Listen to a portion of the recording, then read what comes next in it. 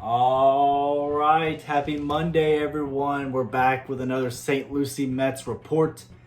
And this time we're going to change up things a little bit here. Obviously, yesterday we took an off day for Easter. You know, it takes a lot of work to put together these 5-minute videos. Sarcasm, obviously. But happy Easter to everyone, or happy late Easter at this point to everyone. We are going to go over kind of how the season has gone so far. We played 9 games, see what I think about what we've been doing. I looked up the stats, what we're going through, and so let's get into it. The last 2 games, the Mets have won both of them against the Clearwater Threshers to move their record to 7-2. Clearwater is now 1-8. Both games were decided by a final score of 5-4 in the Mets' favor both times.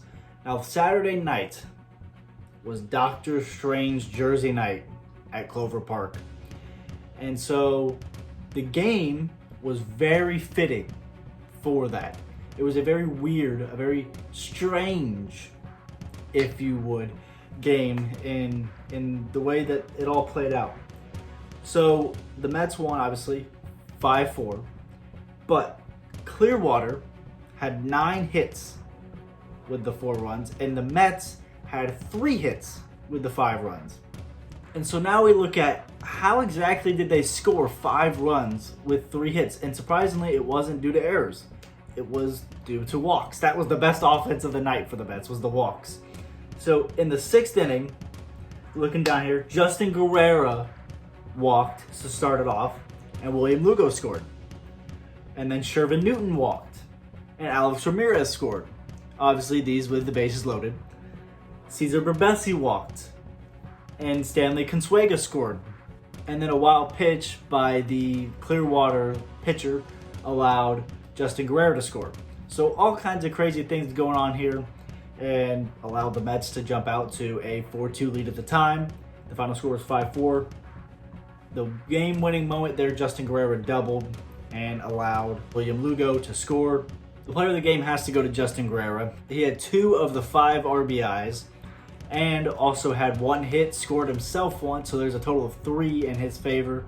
Plus, he had the only hit for the Mets that wasn't a single. They had 2 singles and a double, the double by Justin Guerrero. So congrats to him, he's our player of the game. Now Sunday was back to being a little bit more normal, with the final score also being 5-4, but the Mets having the proper number of hits in order to win, you would think. They had 8 hits, Clearwater had 7. Each team had an error. The player of the game in that one goes to Omar De Los Santos. He came up to bat 3 times, he got on base with a hit all 3 times. He also scored all 3 times, including a home run. The game-winning moment goes to Alex Ramirez. He singled in the bottom of the 7th, and it allowed our player of the game, Omar De Los Santos, to score. The Mets would go up 5-4. That was the final score of the ball game. Now, when I said I wanted to do things a little differently, I didn't give off the pitchers' line scores or anything like that, but I looked at what we could be doing better and what we are doing really good right now. So, Alex Ramirez has a .485 average, followed by 3 other players that have over 300 batting averages in this young season still. Justin Guerrero, Stanley Consuega, and Shervin Newton all have over 300 batting averages, and below that you don't have to look too much farther to find Jack Thomas Wold at a .280 average, as well as 5 batters that have over an 800 OPS. And you don't have to look too much farther to find Carlos Dominguez down there at a .792 OPS, so he's hanging around there at the 800 mark as well. Now on the pitching side of things, we currently have 8 players that are on the St. Lucie Mets roster, not including Jake Reed, who's down here from New York on rehab, that have not allowed a run yet. And all of those players have pitched at least 2 1/3 innings. And next for the Mets,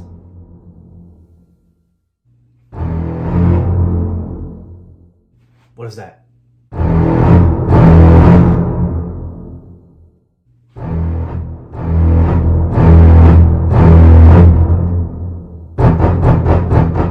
What is that noise? Oh my goodness!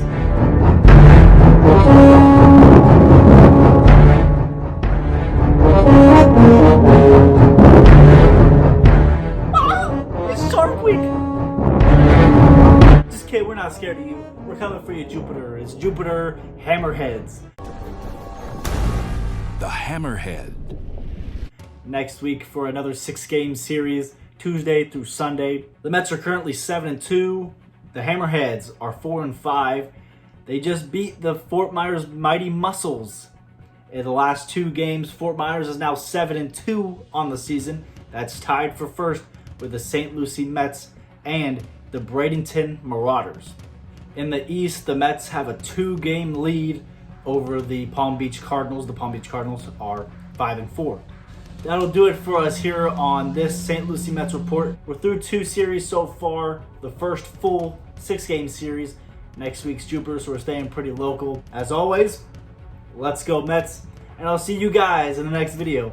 Looking for something to toss. Looking at the baseball. Oh, that might break my camera. I'll just toss it up instead. How about that?